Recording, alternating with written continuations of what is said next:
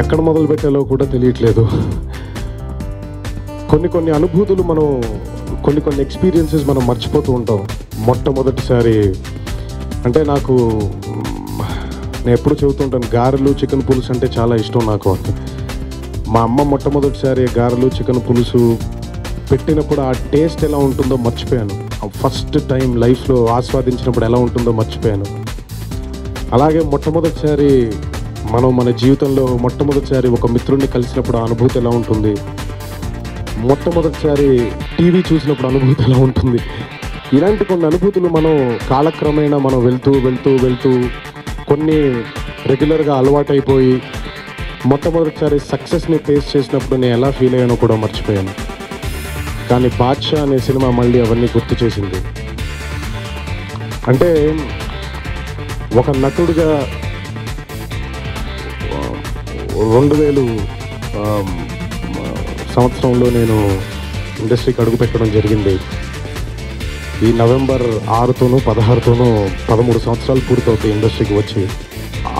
ఈ 13 సంవత్సరాల జర్నీని నాకు గుర్తు చేశారు దర్శకులు శ్రీను వైట్ల గారు.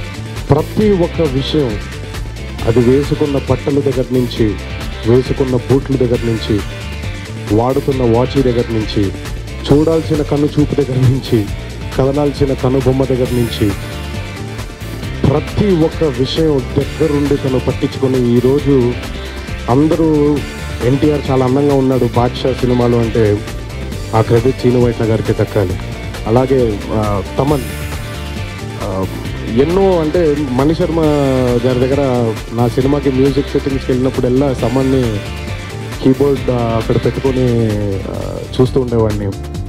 బృందావనం సినిమాకి నేను ఆ రోజు ఆడియో ఫంక్షన్లో చెప్పాను, బృందావనం ఆడియో. అప్పుడు వంశీ ఒకసారి వచ్చి, అంటే నాకు తను ఎప్పుడైతే కిక్ అనే సినిమాకి మ్యూజిక్ అందించాడో, అసలు నాకు మ్యూజిక్ అంటే చాలా ఇష్టం అండి. సో ఎప్పుడైతే ఆ ఆల్బమ్ వినడం జరిగిందో, అసలు ఇంకా ఆల్బమ్ నాతో పాటే నా కార్లో కానివ్వండి, నా బెడ్రూమ్లో కానివ్వండి, నా హోమ్ థియేటర్లో కానివ్వండి ట్రావెల్ అవుతూ ఉండింది. సో అంత తెగ నచ్చేసాడు అనమాట నాకు.